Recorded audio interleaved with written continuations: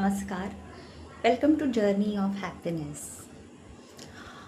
आज आहे आपला मेडिटेशनचा 16वा दिवस आणि खूप मस्त वाटते. इथंपर्यंत सगळ्यांनी मेडिटेशन केलं आहे. खूप छान छान अनुभव आले आहेत. काहींनी इथे शेअर केले आहेत, काहींनी मला पर्सनली सांगितले आहेत. सो मी खूप हॅप्पी आहे. असंच तुमची जर्नी खरंच खूप हॅप्पी व्हावी. आयुष्याच्या प्रत्येक क्षणामध्ये तुमच्यासोबत खूप छान व्हावं, खूप मॅजिक घडावेत, मिरॅकल्स घडावे तुमच्या आयुष्यामध्ये, हीच मी युनिवर्सकडे खूप मनापासून प्रार्थना करते. तर आज आहे आपला 16वा दिवस आणि आज आपण बाउंड्रीज सेट करणार आहोत. आणि अलाइनमेंटबद्दल पण मी आज तुम्हाला सांगणार आहे की असं होतं जेव्हा तुम्ही ह्या स्वतःवर काम करायला लागता तेव्हा खूप साऱ्या लोकांना तुमच्या गोष्टी खटकायला सुरुवात होते, कारण तुम्ही ऑटोमॅटिकली टॉक्सिक लोकांपासून लांब राहणार, त्यांच्यासोबत जास्त तुम्ही वेळ घालवणार नाही. तो ते प्रत्येक वेळेला तुम्हाला ट्रिगर करतील की, आणि जरी ट्रिगर केलं तरी आता आपण एवढे 16 दिवसामध्ये काय काय गोष्टी करायच्या हे सगळं शिकलेलो आहोत. तर सगळ्यात आधी सेट बाउंड्रीजमध्ये तुमच्या आपल्या बाउंड्रीज सेट करायच्या, की मर्यादा सेट करा की.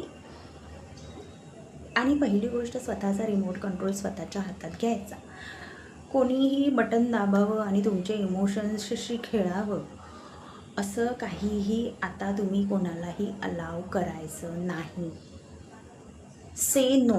ज्या गोष्टी तुम्हाला नाही बोलता, नाही बोलणं ॲक्च्युली ही एक कला आहे. तुम्हाला ज्या गोष्टी तुमच्या मनाविरुद्ध कराव्या लागतात त्या गोष्टींना तुम्ही नो बोलायला शिका. मग ते कुठेही असू दे, ऑफिसमध्ये असू दे किंवा घरी असू दे. ज्या गोष्टी तुम्हाला खूप त्रास देत आहेत त्या गोष्टींना पहिली गोष्ट तुम्ही नो बोलायला शिका.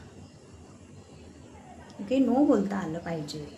हे खूप मोठी गोष्ट आहे की काही जणांना इतका लोड घेतात म्हणजे मनात नसतं करायचं, पण मग लोक काय म्हणतील किंवा अरे नाही, मग त्याला काय वाटेल, हिला काय वाटेल, याच्या नादात त्यांना ते स्वतःचं खूप सारं नुकसान करतात. सो नो बोलायला शिका. जिथे जरुरी आहे तिथे नो बोलणं म्हणजे दुसऱ्यांना मदत आपण करायची नाही असा नाही होत.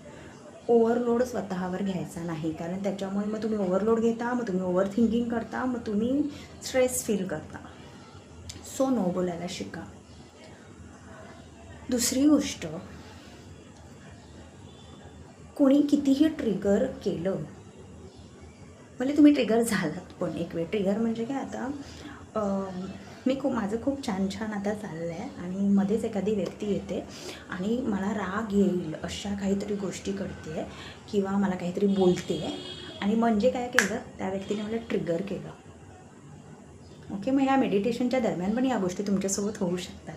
पण मी म्हटलं ना की जसा उपवास करतो आहे की मला आज राग नाही आला पाहिजे, तसं त्या गोष्टी सगळ्या लक्षात ठेवून फॉलो करायच्या, की त्यावेळेला समजलं पाहिजे की नाही, आता ही व्यक्ती माझा रिमोट कंट्रोल हातातला काढून घेऊन स्वतःच्या आवडीचे चॅनल्स त्याच्यावर लावायचे, तर ते मी अलाव करणार नाही.